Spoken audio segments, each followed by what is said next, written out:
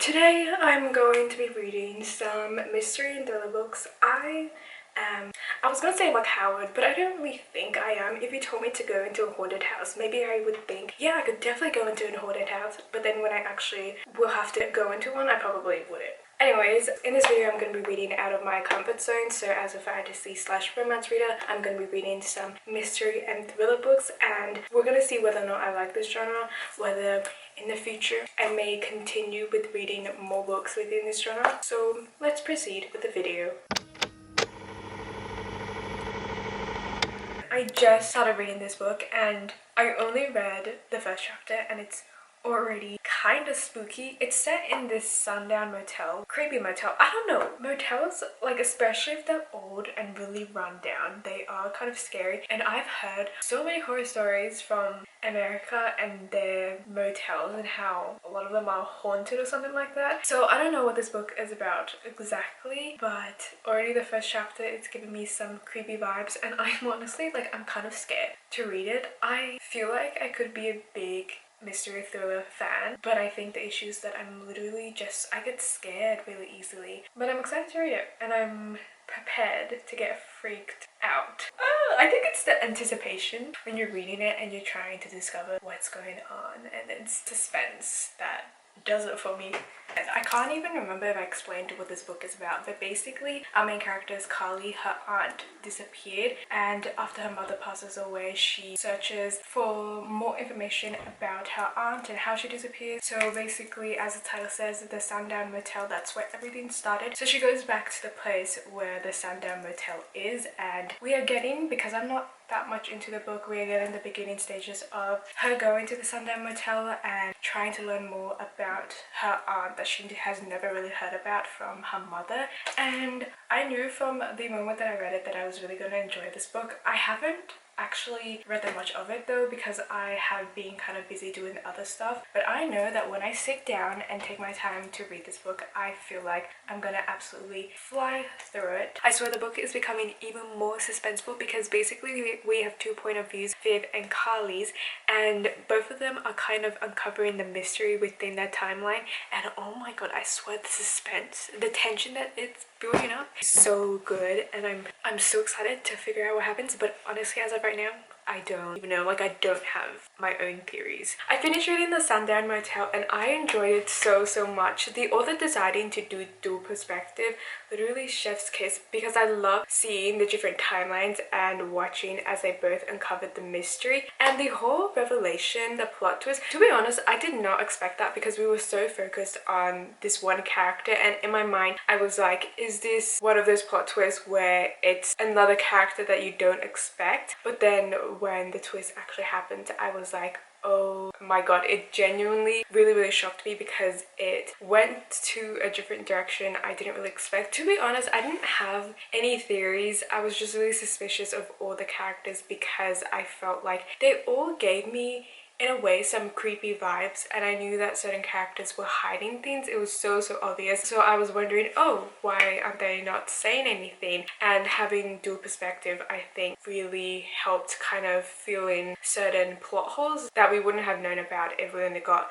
one point of view. But it was just such a good book. I really wanted to read ahead to the ending, because sometimes I just want to know what happens, but at the same time I know that I'm gonna spoil myself, so I had to really hold myself back. I would say that the thing that I probably didn't really like about it is the characters, because we have Viv and Carly. I liked Viv, but I don't know why I feel like in a way Carly somewhat annoyed me. There were certain situations where I felt like, oh, this was not safe, and I just had the sense and I was correct. And also Carly herself kind of got that vibe, but she still went ahead. So I was kind of like, what are you doing, girl? The supernatural aspect of the book has such a big part in the plot and the storyline. And I don't know why mystery/thrillers like adding ghosts. I mean, it kind of makes sense, and it is a fictional story, so you know what, I'm gonna go with the flow. There is also a little bit of romance in this book, and I love the romance because it is so subtle. It's obviously not the main focus of of the book because we are mainly focused around Carly uncovering the mystery during the present timeline, but we do also have a romance between her and this guy who she meets in the Sundown Motel who is helping her uncover the mystery. So obviously the romance is not a big part of the book, but I don't know, I really love it when romance are so subtle and where it's not a big focus but it's still there. So yeah, I really enjoyed this book. The next book that I'm reading is Home Before Dark by 𝐦𝐮𝐬𝐬𝐤𝐢𝐬𝐻. I read one other 𝐦𝐮𝐬𝐬𝐤𝐬𝐤 book which I think is The House Across the Lake, and that was also a supernatural mystery slash thriller. I don't know what this book is about, so I guess we're gonna read it and figure it out.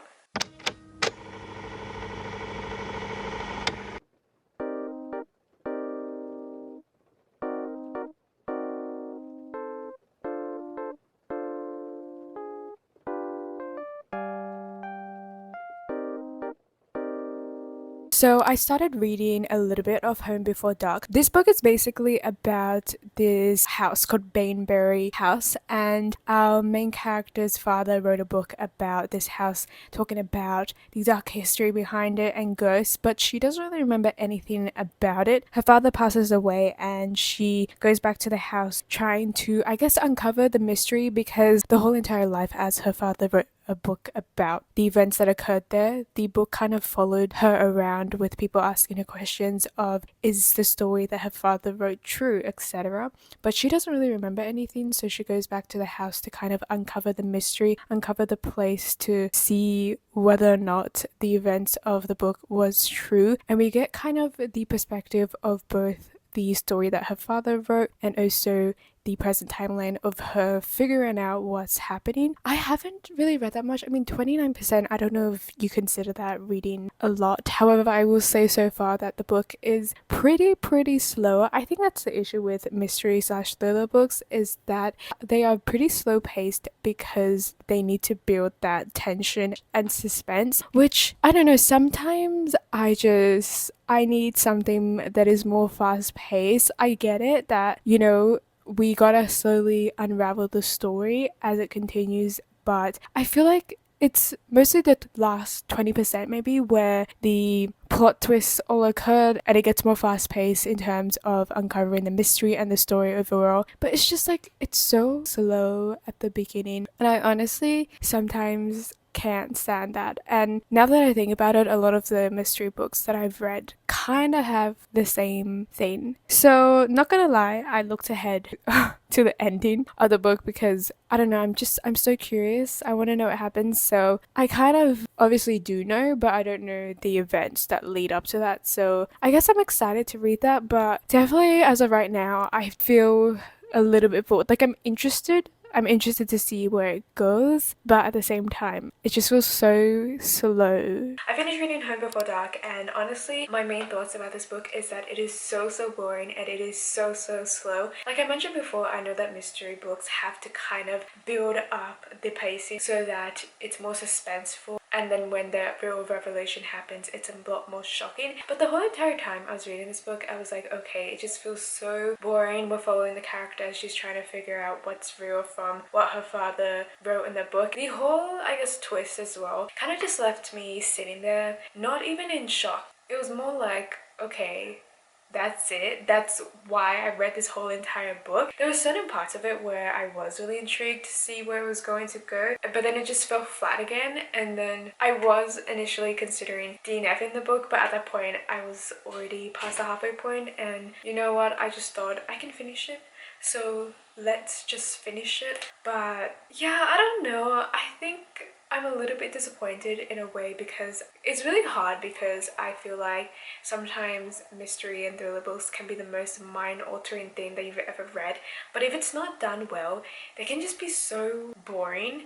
The next book that I'm going to be reading is The Curious Incident of the Dog in the Nighttime. This book I honestly just picked because of the title and the cover. The cover is not the cover that I looked at and was interested in, but the whole title, The Curious Incident of the Dog in the Nighttime. What does that even mean? I don't know. I swear sometimes books have kind of very simple titles. For example, Home Before Dark, The Sundown Motel. Yeah, they make sense to the book, but they don't really entice any, I guess, intrigue to the story. But this title, I want to know what's happened to the dog. What is the curious incident?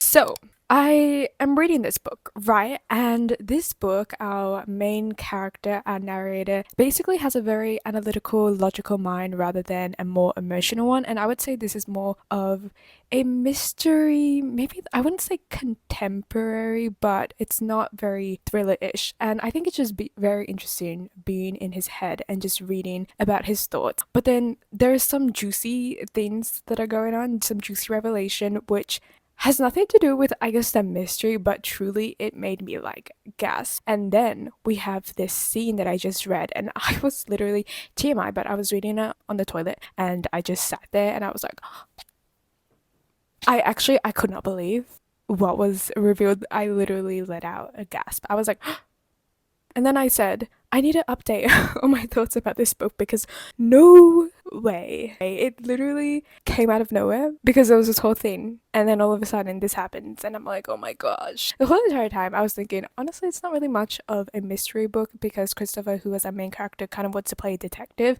but there's nothing really being uncovered in this book because it's just mainly talking about, I guess, his life and his experience. But then now there's just a lot of unexpected things going on and I'm pretty excited to finish reading it and see what happens after this. I finished reading The Curious Incident of the Dog at Nighttime, and honestly, I don't know how I feel about it. I think I am just a little bit frustrated because I wanted more out of it and I felt like it ended really abruptly because I was getting really into it. There was this whole thing about him and his parents with each other, and I was really interested to kind of learn more about their relationship with each other and how it, I guess, progresses. And then the book just ended and I was like, I want more from this book. I don't really consider this like a mystery. I think it's more maybe of a contemporary lit fic because it definitely, I would say, hardly has any of the mystery aspect going on. However, it did have some shocking revelations, which is what I wanted to read more of. Anyways, that's all the books that I read in this video. I think after filming this video, I am more open to reading mystery thriller books. I mean, I was always open to it. I just never really went out of my way to, I guess, find books and read them. But I will definitely read some more. So if you guys have any recommendations, please let me know. Thank you guys for watching. Please like, subscribe, and all that jazz. And I will see you guys in another video. Bye!